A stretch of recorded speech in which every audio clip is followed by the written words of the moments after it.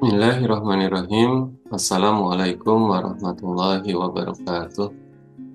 Sahabat jihad, pada kali ini saya akan kembali membacakan sebuah kisah tentang tokoh sufi yang lebih dikenal dengan nama Abdullah bin Mubarak.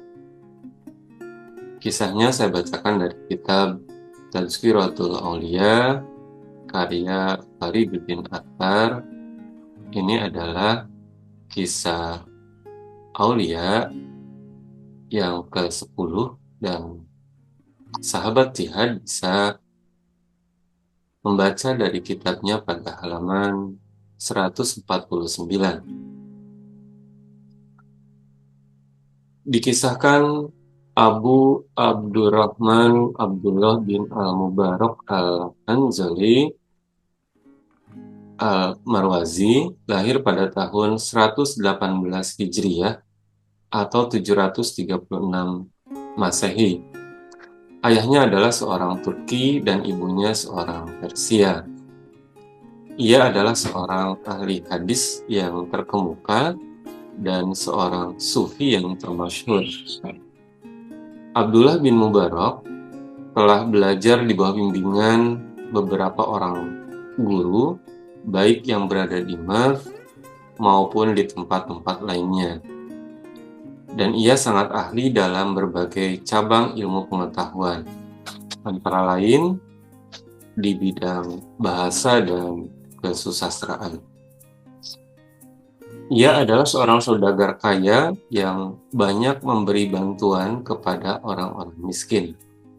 Ia meninggal dunia di kota Hit yang terletak di tepi sungai Efrat pada tahun 181 Hijriah atau 797 Masehi. Banyak karya-karyanya mengenai hadis, salah satu diantaranya dengan tema tasawuf masih bisa kita jumpai hingga saat ini. Sahabat jihad, Abdullah bin Mubarak sangat tergila-gila kepada seorang gadis dan membuat dia terus-menerus dalam kegalauan. Pada suatu malam di musim dingin, ia berdiri di bawah jendela kamar kekasihnya sampai pagi hari hanya karena ingin melihat kekasihnya itu walau sekilas saja. Salju turun sepanjang malam itu. Ketika azan subuh terdengar, ia masih mengira bahwa itu adalah azan untuk sholat isya. Saat fajar menyingsing, barulah ia sadar betapa ia sedemikian terlena dalam merindukan kekasihnya itu. "Wahai putra Mubarak yang tak tahu malu," katanya kepada dirinya sendiri, "di malam yang indah seperti ini, engkau bisa tegak terpaku sampai pagi hari karena hasrat pribadimu. Tetapi apabila seorang imam sholat membaca surat yang panjang, engkau menjadi sangat gelisah." Sejak saat itu hatinya sangat gundah. Kemudian ia bertobat dan menyibukkan diri dengan beribadah kepada Allah. Sedemikian sempurna kebaktiannya kepada Allah, sehingga pada suatu hari, ketika ibunya memasuki taman, ia lihat anaknya tertidur di bawah rumpun mawar, sementara seekor ular dengan bunga narkisus di mulutnya mengusir lalat yang hendak mengusiknya. Setelah bertobat itu, Abdullah bin Mubarak meninggalkan kota Merv untuk beberapa lama menetap di Baghdad dan bergaul dengan tokoh-tokoh sufi. Ia melanjutkan pergi ke Makkah dan tinggal di kota itu sebelum akhirnya kembali ke Merv. Penduduk Merv menyambut kedatangannya dengan hangat. Mereka kemudian membentuk kelas-kelas dan kelompok-kelompok belajar. Pada masa itu, sebagian penduduk beraliran Sunnah, sedang sebagiannya lagi beraliran fikih. Itulah sebabnya mengapa Abdullah bin Mubarak disebut sebagai tokoh yang bisa diterima oleh kedua aliran itu. Ia memiliki hubungan baik dengan kedua aliran tersebut, dan masing-masing aliran itu mengakuinya sebagai anggotanya sendiri. Di kota Merv, Abdullah bin Mubarak mendirikan 2 sekolah tinggi, yang satu untuk golongan Sunnah dan satu lagi untuk golongan fikih. Kemudian ia berangkat ke Hijaz dan untuk kedua kalinya menetap di Mekah. Di kota ini ia mengisi tahun-tahun kehidupannya secara berselang-seling. Tahun pertama, ia menunaikan ibadah haji, dan pada tahun kedua ia pergi berperang. Tahun ketiga ia berdagang. Keuntungan dari perdagangannya itu dibagikan kepada para pengikutnya. Ia biasa membagi-bagikan kurma kepada orang-orang miskin, kemudian menghitung biji buah kurma yang mereka makan, dan memberikan hadiah 1 dirham untuk setiap biji kepada di antara mereka yang paling banyak memakannya. Abdullah bin Mubarak sangat teliti dalam kesalehannya. Suatu ketika, ia mampir di sebuah warung, kemudian pergi sholat. Sementara itu, kudanya yang berharga mahal menerobos ke dalam sebuah ladang gandum. Kuda itu lalu ditinggalkannya dan meneruskan perjalanannya dengan berjalan kaki. Mengenai hal ini, Abdullah bin Mubarak berkata, "Kudaku itu telah mengganyang gandum-gandum yang ada pemiliknya."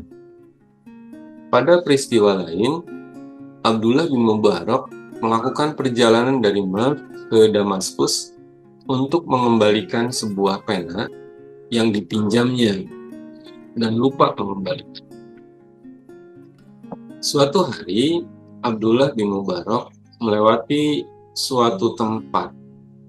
Orang-orang mengatakan kepada seorang buta yang ada di situ bahwa Abdullah bin Mubarak sedang melewati tempat itu.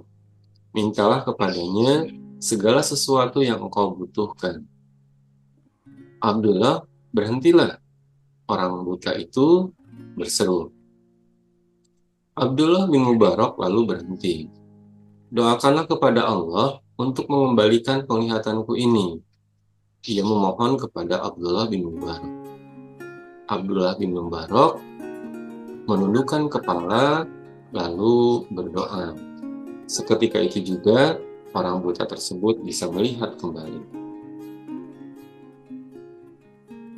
Ketika Abdullah bin Mubarak tinggal di kota Mekah, setelah ia selesai menyempurnakan ibadah haji, ia tertidur.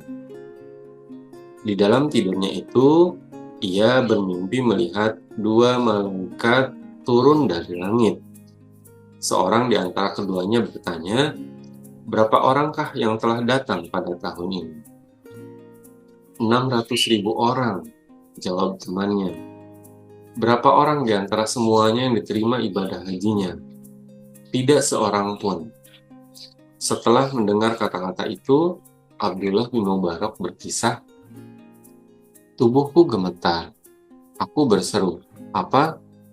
Mereka telah datang dari pelosok-pelosok yang jauh dan dari setiap lembah yang dalam. Dengan susah payah mereka melintasi padang pasir yang luas. Tetapi semuanya itu sia-sia." Salah seorang di antara malaikat itu menjawab, "Ada seorang tukang sepatu di kota Damaskus yang bernama Ali bin Muwaffaq. Ia tidak datang kemari, tetapi ibadah hajinya telah diterima dan segala dosanya telah diampuni oleh Allah." Setelah mendengar hal ini, Abdullah bin Mubarak meneruskan, "Aku terjaga dan berkata, aku harus pergi ke Damaskus untuk menemui Ali bin Muwaffaq. Maka berangkatlah aku ke kota Damaskus dan mencari tempat tinggalnya.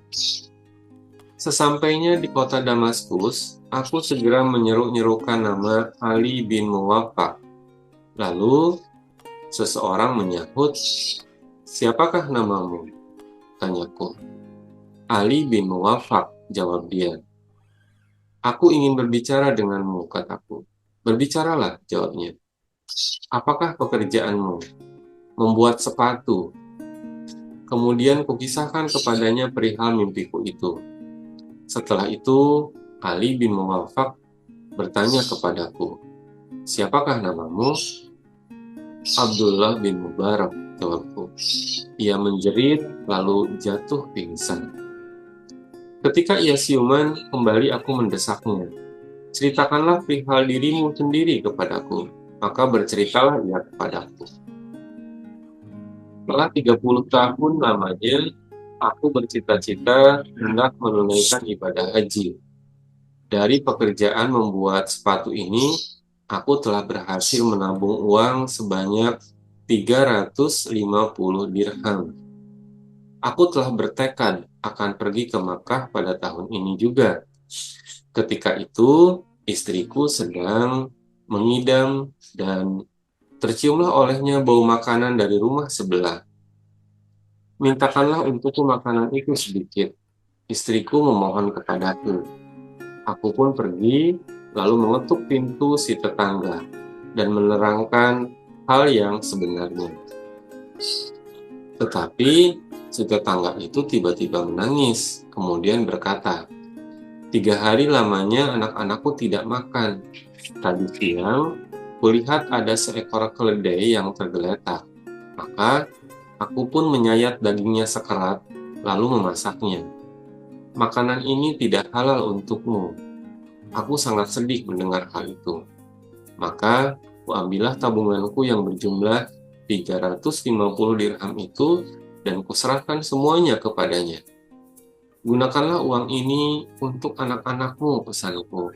'Inilah ibadah hajiku.' Malaikat-malaikat itu telah berbicara dengan sebenarnya di dalam mimpiku. Abdullah bin Mubarak menyatakan, dan penguasa kerajaan surga benar-benar adil di dalam pertimbangannya.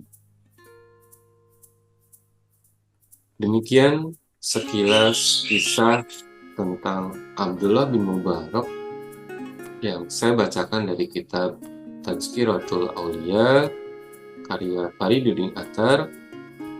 Semoga bermanfaat. Allahu a'lam bishawab. Billahi taufiq wal hidayah.